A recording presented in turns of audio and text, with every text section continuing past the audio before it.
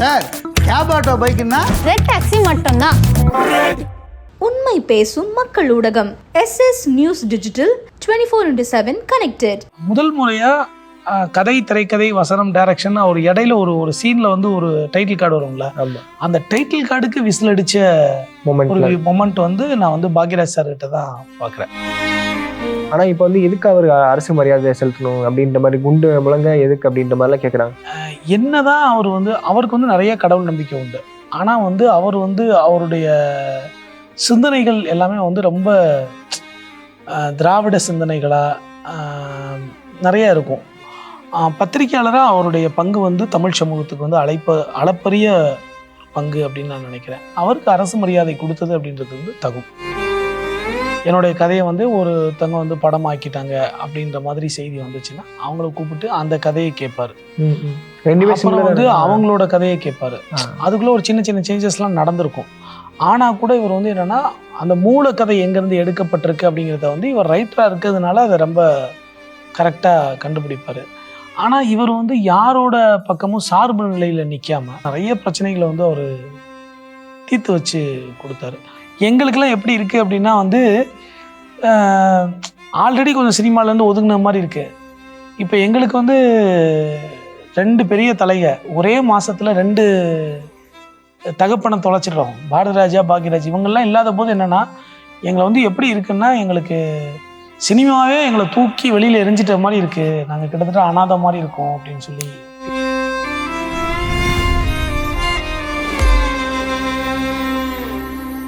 So சமீபத்தில் வந்து பாக்யராஜ் அவர்களுடைய மறைவு செய்தி வந்து திரையுலகத்தில் இருக்க எல்லாருமே வந்து ரொம்ப சோகத்துக்குள்ளாக்குச்சுன்னே சொல்லலாம். நீங்கள் அவர் கூட தொடர்ந்து பயணிச்சுட்டு இருக்கீங்க. அந்த மறைவு செய்தி ஃபர்ஸ்ட் கேட்டோடனே உங்களுக்கு என்ன தோணுச்சுன்னா? தருணம் வந்து எதிர்பார்க்கவே முடியாது. என்னன்னா முன்னாடி நாங்கள் வாய்ப்பு தேடுற காலகட்டத்தில் எங்களை மாதிரி ஒரு 10-15 பேர் ஒன்றா போய் இந்த வாசல்லையே கை கட்டி இப்படியே நின்றுட்டே இருப்போம். அப்போது ஒரு 10:30 மணிக்கெல்லாம் சாரோட கார் வந்துடும். இப்போ சார் வருவாங்கன்னா நாங்கள் 10 மணிக்கெல்லாம் போய் இப்படி வாசல்லே நின்றுட்டே இருப்போம்.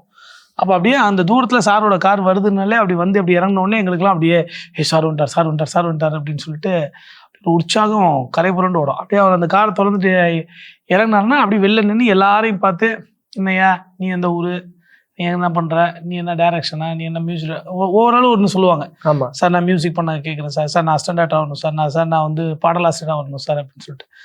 இப்போ அவரை பார்த்தோடனே எங்களுக்கு அவர் நேரில் பார்த்தோடனே அப்படி ஒரு உற்சாகம் கரை புரண்டு ஓடும். இன்றைக்கும் அதே மாதிரி காத்துட்டு இருந்தோம். அப்போ அந்த வண்டி வந்துச்சு. அந்த வண்டியிலேருந்து அவரை இப்போவும் அதே மாதிரி அந்த வண்டி வருது. அவருக்காகவே நாங்கள் ஒரு 10-20 பேர் காத்துட்ருக்கோம். பாண்டியராஜன் சார்லாம் முன்னாடியே வந்திருந்தார். ஸோ ராதிகா மேம் நிறைய பேர் அங்கே வெயிட் பண்ணிட்டு இருந்தாங்க. அப்போது ஒரு வண்டி வந்த உடனே அவர் உடம்பு இறங்குதுங்கிறது வந்து எங்களால் கற்பனை பண்ணவே முடியல. அன்னைக்கும் வண்டி வந்துச்சு. அப்போ எங்களுக்குள்ள உற்சாகம் கரை புரண்டு ஓடிச்சு. இன்றைக்கும் அதே வண்டி வந்துச்சு. எங்களுக்கு வந்து கண்ணீர் கரை புரண்டு ஓடிச்சு அப்படின்ற மாதிரி எனக்கு அந்த ஃப்ளாஷ்பேக் ஞாபகம் தான் வந்துச்சு. ஸோ அதுக்கப்புறம் அதை ஏற்றுக்கிறதுக்கே அந்த டே ஃபுல்லாக ஆயிடுச்சு. அதை ஏற்றுக்கவே முடியல. இப்போ கூட எங்கள் டைரக்டர் இருக்க மாதிரி தான் இருக்குது எங்களுக்கு. அவர் ஒன்றும் இல்லை, இந்த பூமியில் இல்லை அப்படின்ற மாதிரிலாம் எனக்கு தோணலை. சினிமாவில் இருக்க எல்லாருமே சொல்றது வந்து ஸ்க்ரீன் பிளே கிங் அப்படின்ற மாதிரி தான் சொல்லி இப்போ வரைக்குமே எல்லாரும் அப்படிதான் சொல்லிட்டு இருக்காங்க. அவரோட படங்கள் நீங்க நிறைய பார்த்துருப்பீங்க. அண்ட் அவரை வந்து ஒரு திடீர்னு நம்ம ஃப்ரீஸ் பண்ணி அந்த இடத்துல தான் வந்து ஸ்டோரி, ஸ்க்ரீன் பிளே, டைரக்ஷன் அவர் போட்டு பாக்யராஜ் அவர்கள்னு போடுவார். ஸோ அந்த மாதிரி நிறைய படங்கள் நீங்க பார்த்துருப்பீங்க. உங்களுக்கு ரொம்ப பிடிச்ச படம், மறக்க முடியாத படம் அப்படின்னா? பாக்யராஜ் சார் வந்து எனக்கு எப்படின்னா, சின்ன வயசுல வந்து இப்போ நான் பிறக்கிறதுக்கு முன்னாடி இருந்தே அவர் படம் பண்ண ஆரம்பிச்சிட்டாரு. ஸோ எனக்கு வந்து என்னன்னா, எங்கள் அப்பா வந்து பாக்யராஜ் சாரோட தீவிரமான ரசிகர். ஸோ பாக்யராஜ் சார் படம் என்ன மாதிரி எந்த படம் வந்தாலும் உடனே தியேட்டருக்கு போயிடுவோம். இப்போ எங்கள் ஊர்லலாம் அந்த சினிமா கொட்டகை எல்லாம் இருக்கும். அந்த சின்ன வயசில் இந்த அளவுக்கான ஃப்ளெக்சிபிளான தியேட்டர்லாம் கிடையாது. அப்போது நாங்கள் போயிட்டு பாக்யராஜ் சார் படம் பார்க்கும்போது என்ன ஆகும்னா, முதல்லலாம் வந்து நம்ம எம்ஜிஆர், சிவாஜி அந்த மாதிரி நட்சத்திரங்கள் வந்தால் தான் வந்து கைதட்டுவாங்க ஆடியன்ஸ். முதல் முறையாக கதை, திரைக்கதை, வசனம், டைரக்ஷன் ஒரு இடையில ஒரு சீன்ல வந்து ஒரு டைட்டில் கார்டு வரும்ல, அந்த டைட்டில் கார்டுக்கு விசில் அடிச்ச ஒரு மொமெண்ட் வந்து நான் வந்து பாக்யராஜ் சார் கிட்ட தான் பாக்குறேன். ஸோ அப்போதான் எனக்கு வந்து அப்போ கிரியேட்டர்னா இவ்வளோ பெரிய மரியாதையா, கிரியேட்டர்னா இவ்வளோ பெரிய விஷயமா அப்படின்றதெல்லாம் எனக்கு என்ன அறியாம என் மனசுக்குள்ள வந்த காலகட்டங்கள், அந்த காலகட்டங்கள். அதுக்கு முன்னாடிலாம் நமக்கு வந்து வெளியில் தெரிஞ்சவங்க தான் தெரியும். நமக்கு ரஜினி சார் தெரியும், கமல் சார் தெரியும், ராமராஜன் தெரியும், இந்த மாதிரி நடிகர்களை தான் தெரியும். இப்போ இவர் இதை பொறுத்த மட்டும் கூடுதல் இவருக்கு என்னன்னா, இந்த கதை இவரே சிந்திச்சு எழுதுறாரு அப்படின்னு ஒரு விஷயம் இருக்குல்ல. ஸோ இவர் எழுதின கதைக்கு இவரே நடிக்கிறாரு அப்படின்றது இருக்குல்ல. ஓ, இதெல்லாம் இவரே எழுதின கதையாம்ப்பா, இவரே வசனங்கள் எழுதிருக்காங்க, இவரே நடிச்சிருக்காரு, இதுக்கெல்லாம் எப்படி உட்காந்து யோசிச்சிருப்பாரு அப்படின்னு சொல்லி பேசின காலகட்டங்கள் இருக்கு. அந்த படங்கள் வந்து குடும்பத்தோட உட்காந்து பார்க்கக்கூடிய ஒரு படமா இருக்கும். அவருடைய எல்லா படத்துலையுமே ஒரு மெல்லிய நகைச்சுவை வந்து இழையோடிக்கிட்டே இருக்கும். அந்த நகைச்சுவை வந்து எப்படி இருக்கும்னா, நிறைய டைரக்டர்ஸ் வந்து ஒரு படங்கள்ல வந்து அந்த காமெடி போர்ஷனை வந்து அது ஒரு போர்ஷனா திணிப்பாங்க ஆக்சுவலா, அல்லது காமெடி ட்ராக் அப்படின்னு ஒரு எழுதுவாங்க. பட் டைரக்டரோட ஸ்கிரீன் பிளேல எப்படி இருக்கும்னா, அந்த கதைகளோடயே அந்த காமெடி ஒர்க் அவுட் ஆகும். அது வந்து நிறைய படங்கள்ல, எல்லா படத்துலையுமே போற போக்குல அவர் வந்து அந்த காமெடி சென்ஸ் இருக்கும். இப்போ தாவணி கனவுகளே எடுத்துக்கிட்டிங்கன்னா, எல்லா தங்கச்சிகளோட போயிட்டு உட்காந்து படம் பார்ப்பாரு. டக்குன்னு ஃபிலிமில் ஒரு விஷயம் வரும், உடனே ஒரு பைசா ஊற்றி கீழே போடுவார், அதெல்லாம் குனிஞ்சு எடுங்கம்பாரு.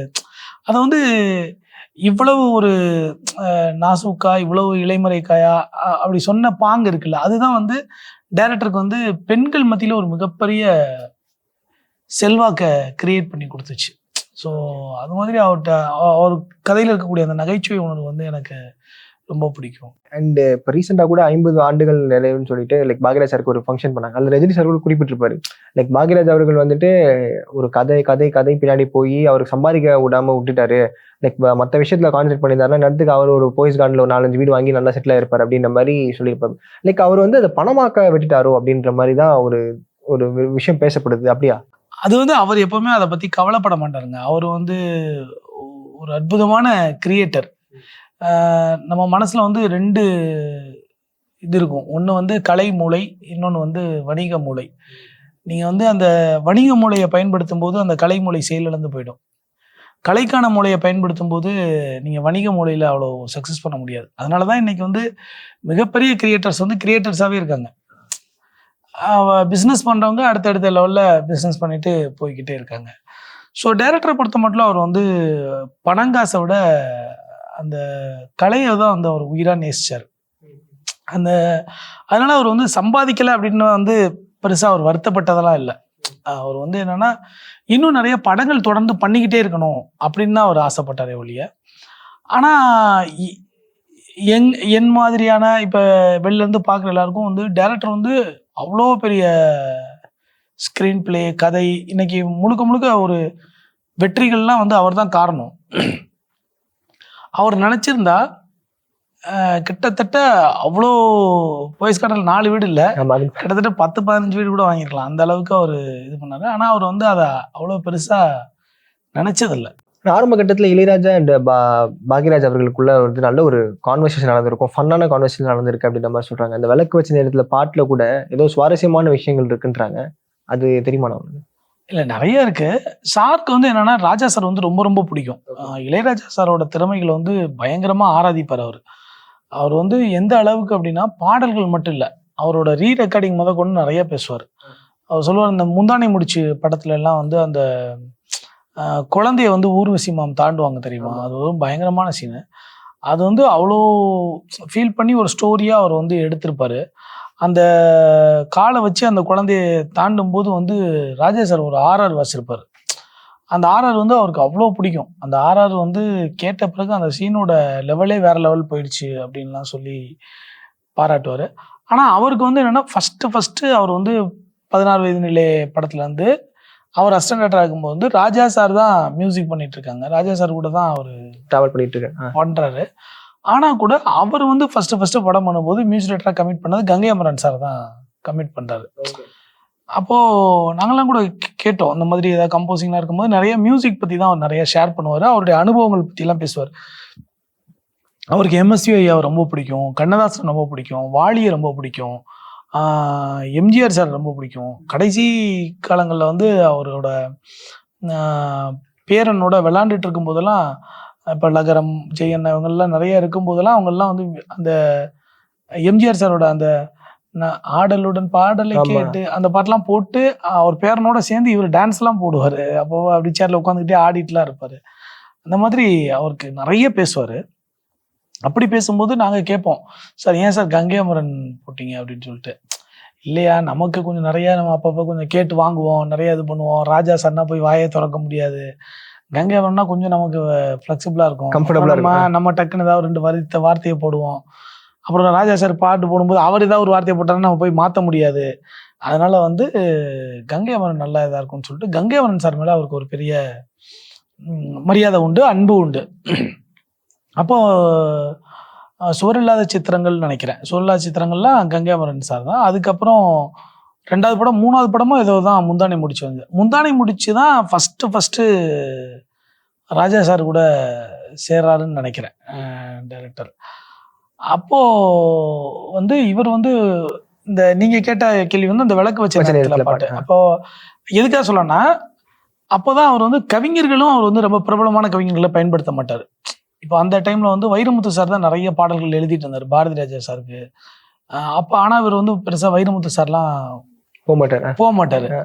வைரமுத்து சார் வந்து ரொம்ப சொற்பமான பாடல்கள் தான் பாக்கியராஜ் சாருக்கு எழுதியிருக்காரு. அந்த சிட்டுக்குருவி வெட்கப்படுது, பெட்டை குருவி கட்டுறது, அந்த மாதிரி தான். பாக்கி நிறைய இவர் வந்து முத்துலிங்கம் சாரு, நா காமராசன் அப்படின்னு சொல்லிட்டு ஒரு செட்டு கவிஞர்கள் இருக்காங்களா, குருவி கரம்பை சண்முகம், அந்த மாதிரி நிறைய. குருவி கரம்பை சண்முகம்லாம் இவர் தான் அறிமுகப்படுத்தலாம்னு நினைக்கிறேன். அது மாதிரி நிறைய இவருக்கு ஒரு செட் வச்சிருக்காரு. ஒரு கூப்பிடுவார். இவருக்குன்னு ஒரு செட்னா முத்துலிங்கம் ஐயா வந்து அப்போ வந்து அரசவை கவிஞரா எம்ஜிஆர் காலகட்டத்தில் இருந்தவங்க. நாக்காலாம் வந்து அப்போ எம்ஜிஆர் காலகட்டத்திலேயே பாடல் எழுதினவங்க. அதனால இப்போ எம்ஜிஆர் காலகட்டத்தில் பாட்டு எழுதி பெருசா வாய்ப்பு இல்லாமல் இருக்காங்க. அப்படிங்கும்போது அவங்கள நம்ம நிறைய பயன்படுத்தணும் அப்படின்ற அவருக்கு எப்பவுமே அந்த கவியரங்கங்கள்லாம் போயிட்டு கவிஞர்கள் இருப்பாங்க, அவங்களுக்குலாம் நம்ம நிறைய பாட்டு கொடுக்கணும், அவங்களுக்கு அது ஒரு பெரிய இதுவா இருக்கும் அப்படின்னு நினைக்கக்கூடிய ஒரு கேரக்டர் அவரு. அப்போ நான் காமராசன் தான் இந்த பாட்டு எழுதினாருன்றது எனக்கு சார் சொல்லி தான் தெரியும். அதுக்கு முன்னாடி நம்ம வந்து அவ்வளோலாம் போய் பண்ணல. அப்போ அந்த விளக்கு வச்ச நேரத்தில் பாடும்போது நாக்கா வந்து நிறைய இதெல்லாம் எழுதி ஏதோ வந்து அருவிக்கரை ஓரத்துல மச்சான பார்த்தேன், எப்படியோ அந்த டியூனுக்கு வந்து அந்த மாதிரி எழுதி கொடுத்துருக்காங்க. பெரும்பாலான பாடல்கள்ல இவர் தான் பல்லவி வரி எழுதுவான்னு சொல்லுவான்ல. இவர் என்ன இவரோட பாணி அப்படின்னா, ஒரு டியூனை வாங்குவார், வாங்கிட்டு கவிஞர்கள்ட்ட கொடுத்துருவார். கொடுத்துட்டு நாங்கள் ஒரு 3 நாள் டைம் எடுத்து எழுதிட்டு வருவோம்ல, அந்த 3 நாள் இவர் சும்மா இருக்க மாட்டார். அதே டியூனுக்கு இவரும் பாட்டு எழுதிட்டு இருப்பாரு. பாட்டு எழுதி இவர் வச்சுப்பாரு. வச்சுக்கிட்டு இப்போ நம்ம பாட்டு எழுதி கொண்டு வந்து கொடுத்துட்டோம்னா அப்படியே பார்த்துக்கிட்டே இருப்பாரு. அதான் வாலி சார் வந்து ஒரு மேடையில் சொல்லியிருப்பாரு, நான் பாட்டு கொடுப்பேன், பாக்கியராஜ் இப்படி பார்த்துக்கிட்டே இருப்பாப்புல, நான் ஒன்று ஒரு வெத்தலை போட்டுருவேன், 2 வெத்தலை போட்டுருவேன், அப்பவும் பார்த்துக்கிட்டே இருப்பாப்புல. அப்போதான் சொன்னேன், ஐயோ நான் பாட்டு தானே கொடுத்தேன், என் வீட்டு பத்திரத்தையா கொடுத்தேன், இவ்வளோ பார்த்துட்டு இருக்கேன் அப்படின்னு சொல்லி கேட்பேன் அப்படின்னு சொல்லி வாலி சார் ரொம்ப விளையாட்டாக சொல்லுவார். அதை தேட்டர்லாம் சொல்லும்போது அவர் இதெல்லாம் பகிர்ந்து சொல்லி சிரிச்சிருக்காரு. அப்போ என்ன பண்ணுவார்னா, நான் எப்படி நினச்சிக்குவேன்னா, எனக்கு பின்னாடி தான் தெரியும் இவர் ஒரு டியூனை கொடுத்துட்டு இவரே வேற அந்த டியூனுக்கு நிறைய எழுதி வச்சுக்கிறாரு அப்படின்றதெல்லாம் எனக்கு போக போக அவரோட பழகி ரொம்ப லேட்டரா தான் தெரியும். அப்ப நான் என்ன நினைச்சுக்கிட்டேன்னா, இவர் ரொம்ப நேரம் இந்த பாடல்களை பார்த்துக்கிட்டே இருக்கிறது வந்து என்னன்னா, ஓ இவன் கரெக்டா எழுதியிருக்கானா இல்ல நம்ம கரெக்டா எழுதியிருக்கோமான்னு அவர் அந்த டியூன் செக் பண்ணி போவாங்கல்ல. அதே டியூனுக்குள்ள இவங்க எழுதியிருக்க வரி அப்படின்ட்டு அவர் எழுதியிருக்க வரியையும் உட்காந்து யோசிச்சு பார்ப்பாரு. கம்பேர் பண்ணி பார்ப்பாரு. அப்புறம் கவிஞர்களுக்கு ஒரு ஃபார்மேட் இருக்கும், அதுக்குள்ள எழுதிடுவாங்க பாட்டு, ஒரு பொயட்டிக்கா இருக்கும்.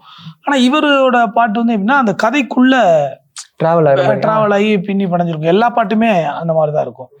அது மாதிரி நாக்காவுடைய பாட்டு வந்து அருவிக்கரை ஓரத்துல மச்சான பார்த்தேன் அப்படின்னு எழுதியிருக்காரு. அதுக்கப்புறம் வந்து ஸ்டுடியோலாம் புக் பண்ணிட்டாங்க, பாட்டு லிரிக்லாம் ஒரு வகையை லாக் பண்ணி ஸ்டுடியோலாம் புக் பண்ணி. அப்போ எல்லாம் வந்து இந்த மாதிரி கம்ப்யூட்டர் இதெல்லாம் இல்லை, ஆர்கெஸ்ட்ராலாம் வச்சு பண்ணியிருப்பாங்கல்ல.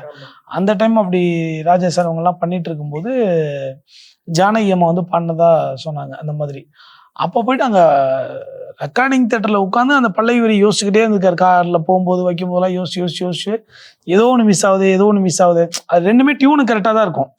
அருவிக்கரை ஓரத்தில் அப்படின்னாலும் டியூனு கரெக்டாக தான் இருக்கும்.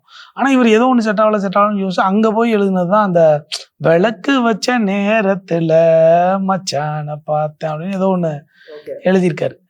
எழுதிட்டு அந்த பாட்டு ரெக்கார்டிங்லாம் முடிஞ்சிட்டு போகும்போது சிங்கர் வந்து நம்ம பாடினதை வந்து ஹம் பண்ணி பார்ப்பாங்கல்ல, அப்படி அவங்க வந்து சிங்கர் வந்து அந்த ஹெட்ஃபோனை கழட்டிட்டு விளக்கு வச்ச நேரத்துல அப்படின்னு ஹம் பண்ணியிருக்காங்க. இவரு ஒண்ணு எனக்கு இதான் வேணும் இதான் வேணும்னு சொல்லி கேட்டார். ராஜா சார் வந்து ஷாக்கா என்னையா அப்படின்னு சொல்லி கேட்டாராம். இதெல்லாம் எங்களுக்கு டைரக்டர் எங்களுக்கு சொன்னது என்ன அப்படின்னு சொல்லி கேட்டாராம். அப்போ இந்த மாதிரி எனக்கு அந்த விளக்கு வச்ச நேரத்துல மச்சான பார்த்தேன் வரிகள் போட்டுதானே, அந்த வார்த்தை வேண்டாம், இந்த பாட்டோட மூடுக்கு ரொம்ப ஆப்டா இருக்குது அந்த வந்து விளக்கு வச்ச நேரத்துல அந்த ஹம்மிங் இருக்குல்ல, அந்த ஹம்மிங் தான் வேணும் அப்படின்னு சொல்லி திருப்பி அதை எனக்கு ரெக்கார்ட் பண்ணி கொடுங்க.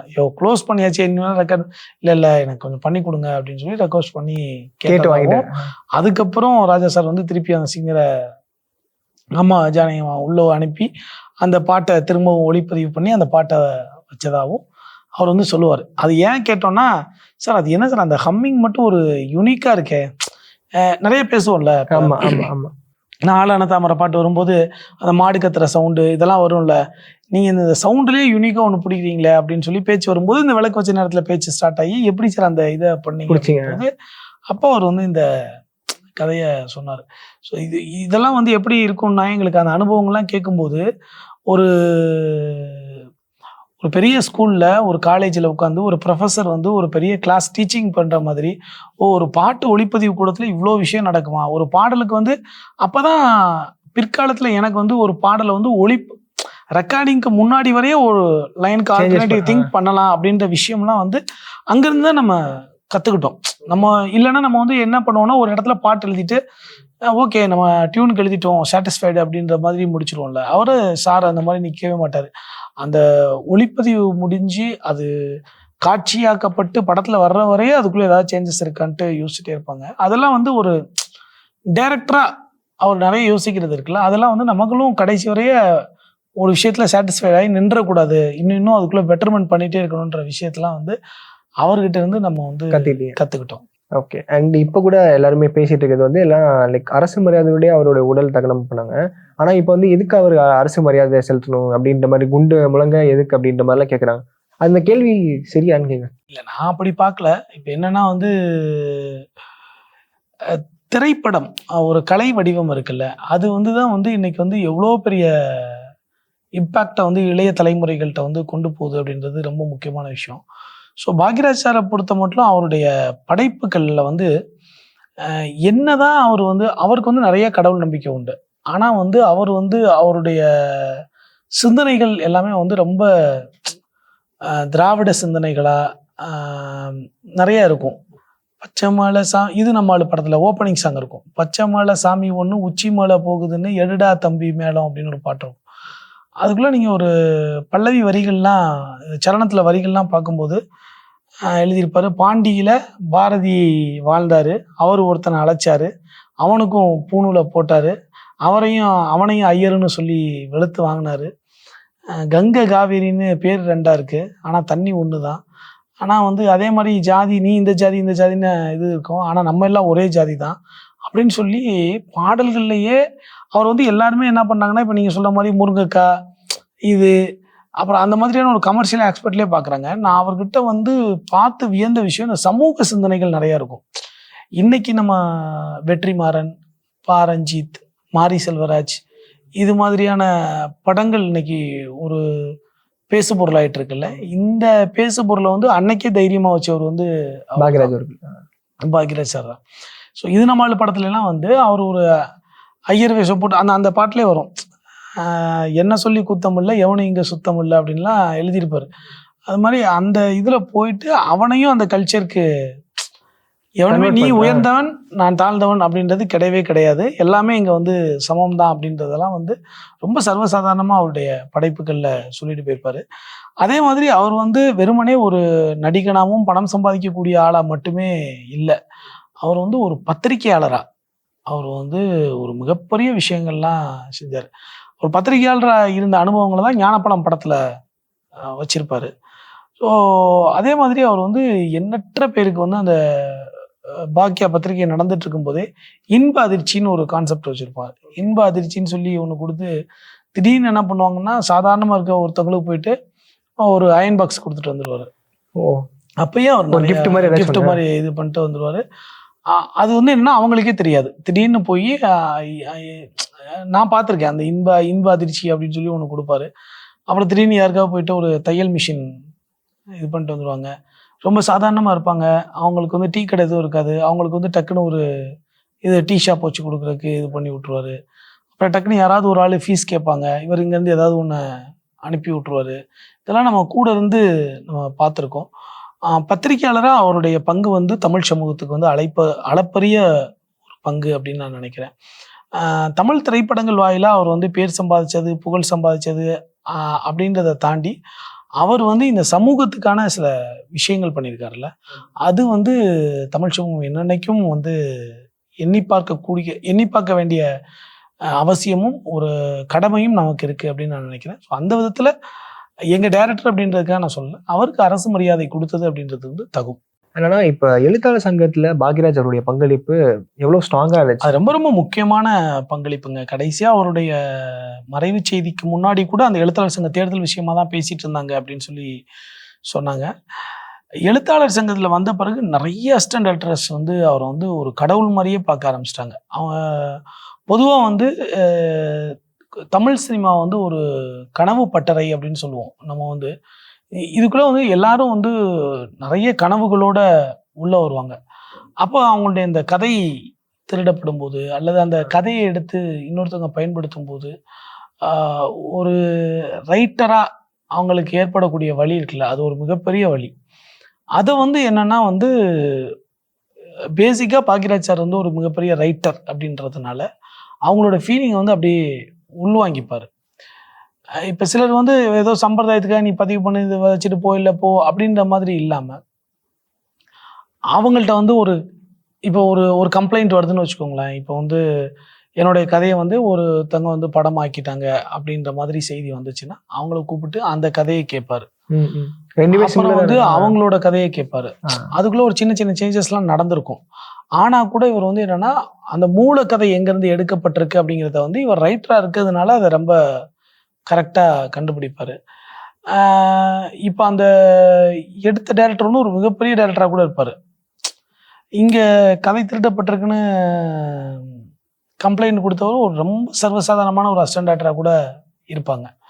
ஆனால் இவர் வந்து யாரோட பக்கமும் சார்பு நிலையில் நிற்காம இந்த அசிஸ்டன்ட் டைரக்டர் இருக்கார்ல, இவரோட பக்கத்தில் நின்று இவருக்கு தேவையான நியாயத்தை பண்ணுவார். அதே சமயத்தில் கண்மூடித்தனமாக இந்த அசிஸ்டன்ட் டைரக்டரையும் இது பண்ண மாட்டார். ஒருவேளை இவர் தப்பாக கம்ப்ளைண்ட் கொடுக்குறாருன்னா அவங்க கூட ஐயோ அவர் கரெக்டாக இருக்கியா, இதுக்கு என்ன சம்மந்தம் அப்படின்னு சொல்லி அவர் திட்டுவார்.